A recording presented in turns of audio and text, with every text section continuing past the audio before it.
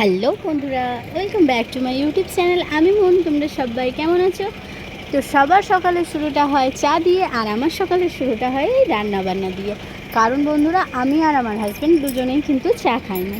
তো সেই জন্য আমাদের ঘরে কিন্তু সকালের চা কেন কোনো সময় চা হয় না। তো তাই আমি সকালে উঠে সবার প্রথমে করছি এখন রান্নাবান্না। কারণ বাবু যাবে স্কুলে আর ওর পাপা যাবে অফিসে। তো সেই জন্য সকাল সকাল এই দেখো রান্নাবান্না সব কিছু বসিয়েছি। প্রত্যেক দিনের আমার এইটাই হচ্ছে সবার প্রথম কাজ, সকালে উঠে রান্না করা। তো আজকে বানাচ্ছি আমি তোমার পটল আলু সয়াবিনের সবজি, আর হবে আমার ডাল, আর ভাত হয়ে গেছে দেখলে। তো পটল আলু সয়াবিনের সবজিটা আমি কীরকমভাবে বানাই দেখো বন্ধুরা। পটল আলু সয়াবিনের সবজিটা আমি এরকমভাবে বানাই। সবার প্রথমে তেল দিয়ে দিয়েছি, তো তারপর দিয়ে দিলাম অনিয়ন। তো অনিয়ন দেওয়ার পর আমি দিলাম লবণ, হলুদ, কেটে রাখা টমেটো। তো একটু নাড়াচাড়া করার পরে জিরে গুঁড়ো, নাড়াচাড়া করার পরে আমি আগে থেকে বেটে রাখা আদা রসুন আর 2-4টে কাজুও দিয়েছিলাম, তোমাদেরকে দেখালাম। তো ওই পেস্ট ওটা দিয়ে দিলাম। তো ওটা দেওয়ার পরে ভালো করে নাড়াচাড়া করছি। তো নাড়াচাড়া করার পরে আমি এর মধ্যে দিয়ে দিলাম একটুখানি টমেটো সসটা দিলে বেশ ভালো লাগে। আমার বেশ পছন্দ, জানো তো, রান্নাতে টমেটো সস দেওয়া আমার খুব ভালো লাগে। রান্নার টমেটো সস দিলে আর কালারটাও বেশ সুন্দর আসে। দেখো টমেটো সসটা বর কালারটা কি সুন্দর এসছে, তাই না? তো কয়েকটা কাঁচা লঙ্কাও দিয়ে দিলাম। গোটা দিয়েছি কারণ আমার ছোট্ট বেবিরা খাবে, তো সেই জন্য ঝাল হয়ে গেলে ওরা খেতে পারবে না, তো ওই জন্য গোটাই দিয়েছি, কেটে দিইনি। তো মশলাটা ভালো করে কষিয়ে নেওয়ার পরে মশলা থেকে যখন তেল ছেড়েছে, তো তখন আমি ধুয়ে রাখা আলুগুলো দিয়ে দিলাম। তো তারপর আগে থেকে ভেজে রাখা পটল, সয়াবিন সব কিছু দিয়ে ভালো করে এখন নাড়াচাড়া করছি। তো কিছুক্ষণ নাড়াচাড়া করার পরে তো আমি এখন জল দিয়ে দেবো। তো এক হাতে করে ক্যামেরা ধরে আছি আর তোমাদের সঙ্গে কথা বলছি। তো দেখো কষানো হয়ে গেছে। তো তারপর আমি এখন জল দিয়ে দিলাম। কথা বলছিলাম কিছু একটা বলছিলাম তোমাদেরকে, যাই হোক। তো এই দেখো হয়ে গেছে। তো আমি জল দিয়ে দিলাম। তো আজকে বন্ধুরা আমার ব্রত আছে, তো বিপত্তারিণী ব্রত। তো আমি এখন আছি ভাইজ্যাগে, তো এখানেই করবো আমি। কারণ আমি ছুটি পাইনি, আমার হাজব্যান্ড এখন ছুটি পাইনি, তো কী করা যাবে। তো আমি যেহেতু বিপত্তারিণী ব্রত করি, তো সেই জন্য মানে এই ব্রতটা যেই করে সে না এমনি অফ করতে পারে না, যে 1 বছর করলাম তারপরের বছর করব না, এরকম হয় না। এটা মানে তুমি একবার করতে শুরু করলে পরে তোমাকে প্রত্যেক বছরই কিন্তু এটা করতে হয়, মানে করতে হয়, এরকমই নিয়ম। তো যারা করো তারা তো অবশ্যই জানো। তো এখন এই দেখো, তো ওই জন্যেই এত তাড়াহুড়োর মধ্যে রান্নাবান্না চলছে আমার। এমনিতেই সকালে রান্না প্রত্যেক দিনই খুব তাড়াতাড়ি থাকে। তো রান্নাঘরের অবস্থা দেখলে কীরকম হয়ে আছে। তো সাইডে আমি মসুর ডালটা বসিয়ে দিচ্ছি, তো ধুয়ে তার সঙ্গে কয়েকটা টুকরো গাজরও দিয়ে দিলাম। কারণ গাজরটা না আমার বেবিরা খেতে খুব ভালোবাসে, আর ওটা বাচ্চাদেরকে খাওয়ানোও খুব ভালো। তো সেই জন্য গাজর দিয়ে দিলাম ডালের মধ্যে। তো তারপরে এই দেখো বাবুকে ব্রেকফাস্ট দিয়ে দিয়েছিলাম, তো ও খেয়ে নিয়েছিল। তো এখন বাবুর বইটা গুছিয়ে দিলাম, টিফিন রেডি করে দিলাম। তো সব ব্যাগটা গুছিয়ে ওকে রেডি করে, তো তারপরে এই দেখো ও এখন যাচ্ছে বাবার সঙ্গে স্কুলে। তো স্কুলে ওকে পাঠিয়ে দেওয়া হচ্ছে। তো ওই সময় আমি একটুখানি মনে হয় যেন অনেকটাই হালকা হয়ে গেলাম। তো স্কুলে যাওয়ার পরে একটুখানি, তো তারপর আমি এই দেখো বাকি রান্নাটা আর কমপ্লিট করছি। তো এই দেখো ডালটাও হয়ে গেছে, দেখো রান্না পুরোপুরি সব হয়ে গেছে। সবজিটা এরকম হয়েছে, দেখতে পাচ্ছি কত সুন্দর কালার হয়েছে। তো আজকে সবজিতে এইটুকু হয়েছে, আর তার সঙ্গে রুটি বানিয়েছিলাম সকালে খাওয়ার জন্য, আর তার সঙ্গে ছিল আলু ভাজা। তো এই দেখো বাসন টাসন সব ধুয়ে নিচ্ছি, কারণ আমি স্নান করব। তো তারপর আমি বেরোবো পুজোর জন্য, মন্দিরে যাব একবার, দুর্গা মায়ের মন্দিরেই যাব, যেহেতু এটা দুর্গা পুজো, তো সেই জন্য। তো স্নান টান করার পরে এই দেখো আমি রেডি হয়ে গেছি। তো ঘরের ঠাকুরকেও একটু পুজো করে নিলাম। তো তারপর আমি এখন বেরোচ্ছি। তো ওর বাবা এখনও যায়নি অফিসে, তো আমি মন্দির থেকে আসবো, তো তারপরে ও যাবে অফিসে। কারণ আমি একা একা বাচ্চা নিয়ে কীভাবে যাব, তো সেই জন্য একটুখানি লেটেই যাবে অফিস। তো তার জন্য আমাকে নিয়ে এখন যাচ্ছে মন্দিরে। তো আমি মন্দিরে যাব। তো কিছু যাওয়ার পর আমি এরকমভাবে রেডি হয়েছি। বন্ধুরা দেখো কেমন লাগছে আমাকে অবশ্যই বলো। হ্যাঁ, রেডি আর কি হয়েছে, জাস্ট এরকম একটা শাড়ি পরে যাচ্ছি, কারণ মন্দিরে যাব সেই জন্য শাড়ি পরেই যাচ্ছি। তো বিপত্তারিণী ব্রত কে কে করো আমার বন্ধুরা কমেন্ট করো, জানিও। তো আমি এই বছরটা নিয়ে হচ্ছে 2 বছর। আমি আগের বছরে করেছিলাম, তখন আমি বাড়িতে ছিলাম। তো এবছর আমি এখানে আছি, ভাইজ্যাকে আছি, তো এখানে করছি। তো এখানে আমি মানে কিভাবে করব সেটা নিয়ে একটুখানি দ্বন্দ্বে ছিলাম, যে কেমন করে করব, কি করব না করব। এখানে এমনিতেই ভাষা বুঝতে পারি না, সব কিছু মন্দিরে গিয়ে কী বলবো না বলবো, ওনাদের নিয়ম আলাদা, আমাদের নিয়ম আলাদা। তো তারপর আমি ওখানে আমার বাড়ি যখন গিয়েছিলাম, তখন আমার বাড়ি যে মানে পণ্ডিত ঠাকুরমশাই, তো তেনাকে জিজ্ঞেস করেছিলাম যে কী করা যায়। তো তখন তিনি বলেছিলেন যে তোমার মা এরকম পুজোর সমস্ত কিছু জিনিসপত্র সব কিছু মানে আমাদের মন্দিরে, আমাদের গ্রামের মন্দিরে নিয়ে যাবে। তো তুমি ওখানে সারাদিন মানে উপবাসে থাকবে। তো তারপর আমি এখানে তোমার নাম গোত্র সব কিছু ধরে পুজো করে দেবো। তো তুমি ওখানে সারাদিন না মানে উপবাস থেকে আমি যখন মানে আমরা যখন ফোন করবো, বলবো যে হ্যাঁ পুজো হয়ে গেছে, তখন তুমি তোমার উপোসটা ভাঙবে, ভেঙে তুমি খাওয়া দাওয়া করবে, এরকম বলেছিল। আরও তোমার ঘরে তো নিশ্চয়ই ঠাকুর আছে। তো বিপত্তারিণী ব্রত যারা করে তারা ওটা মানে আর কি লাল সুতো হাতে বাঁধতে হয়, জানো তো। ওটা ঠাকুরমশাই বেঁধে দেয় পুজো হওয়ার পরে। তো এখানে ঠাকুরমশাই মানে বললো যে তুমি তোমার ঘরের ঠাকুরকে পুজো টুজো করবে, তো ওখানেই ওই লাল সুতো কিনে ওটার মধ্যে 13টা গিঁট দিতে হয়। তো গিঁট দেওয়ার পরে ওটা ঠাকুরের পায়ে ছুঁয়ে ওটা বাঁধতে হয়। তো তুমি তোমার ঘরের ঠাকুরের ওখানে দেবে, দিয়ে পুজো করবে তুমি নিজে। তো তারপর তুমি ওটাকে ঠাকুরের পায়ে ছুঁয়ে তুমি নিজের হাতে বাঁধবে তুমি। আর এটা আমি আমার হাজব্যান্ডের জন্য যেহেতু করেছি, তো তোমার হাজব্যান্ডকে মানে যে যার জন্য করে তাকে বেঁধে দিতে হয় সবার প্রথম। তো তারপর বাকি মেম্বারদেরকেও মানে বাকি বাড়ির যারা থাকে তাদেরকেও বেঁধে দেয়।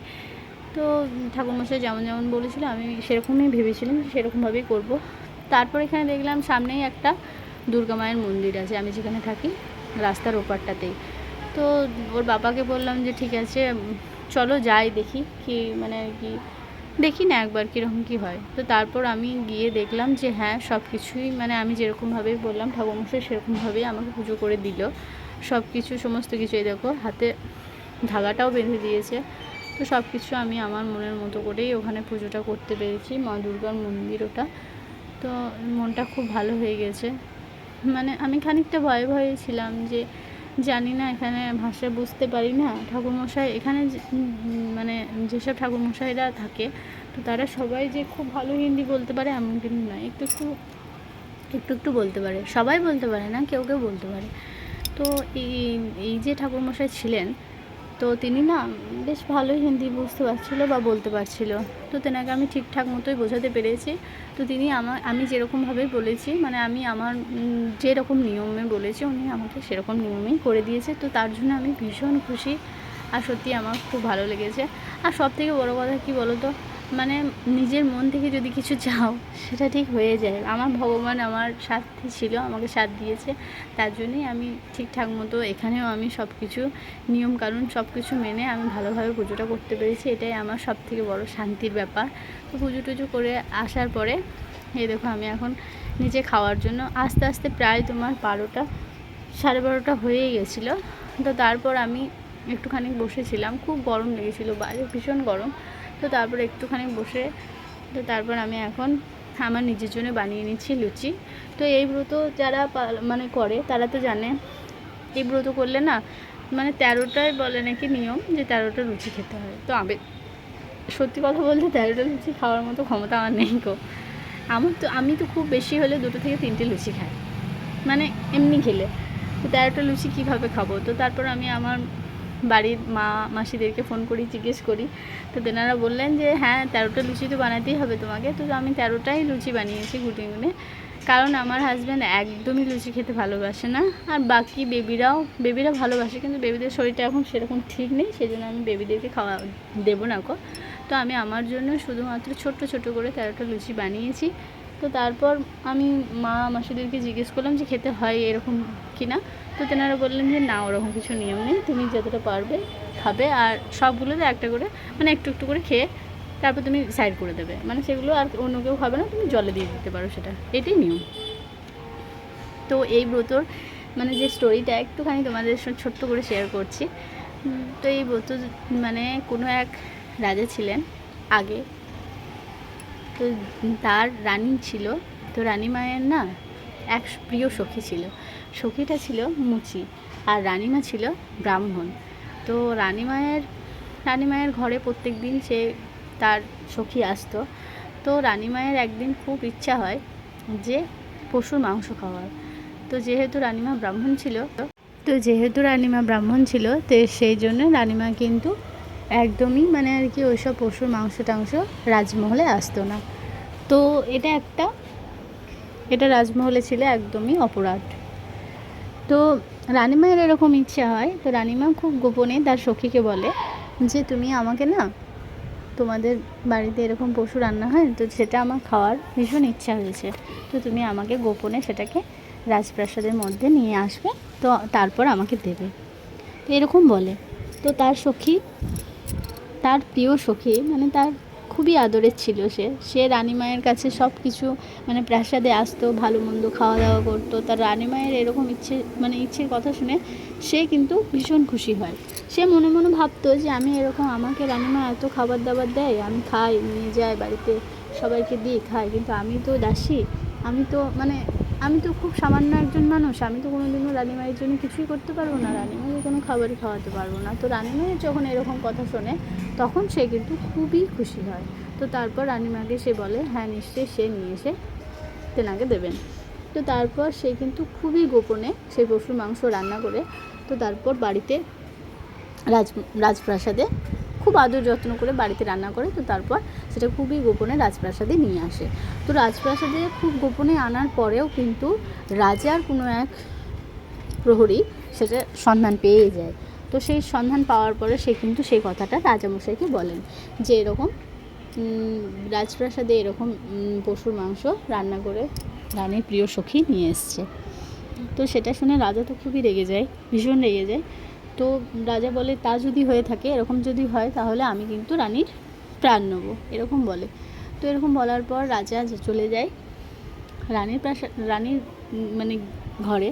তো রানীর ঘরে গিয়ে যখন রানীকে জিজ্ঞেস করা হয় যে তোমার প্রিয় সখী কী খাবার নিয়ে এসে সেটা আমাকেও দাও, রাজা এরকম বলে ছলনা করে। তো তারপর রানী তো ভীষণ ভয় পেয়ে যায় যে রাজার কানে তার নিশ্চয়ই কথাটা উঠেছে, তো সেই জন্যই রাজামশাই আমাকে জিজ্ঞেস করছে। তো রানী তখন ভীষণ ভয়ে ঠাকুরকে ডাকতে থাকে। তো ঠাকুরকে খুব হাত জোর করে ডাকছে যে ঠাকুর তুমি আমার এই বিপদ থেকে আমাকে উদ্ধার করো, মানে আমাকে এই বিপদ থেকে তুমি একমাত্র পারো যে আমাকে এই বিপদটাকে তড়িয়ে দিতে, উদ্ধার করতে। মা বিপত্তারিণী মানে হচ্ছে দুর্গা মাতা। তো তেনাকে খুব হাত জোর করে তিনি ডাকছেন। তো তার ডাক শুনে মা আর চুপ করে থাকতে পারে না। সে ছিল কিন্তু মা দুর্গার ভক্ত ছিল সে রানীমা ভীষণই। তো মা দুর্গাকে যখন এরকম করজোড়ে সে প্রার্থনা করে, মা দুর্গা তার প্রার্থনা এড়াতে পারে না। তার কথা শুনে সে তখন তার সহায় হয়।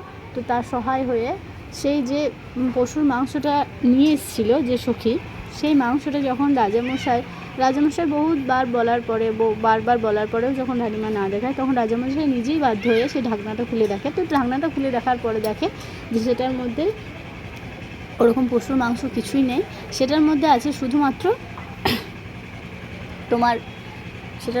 শুধু ফুল আর ফল।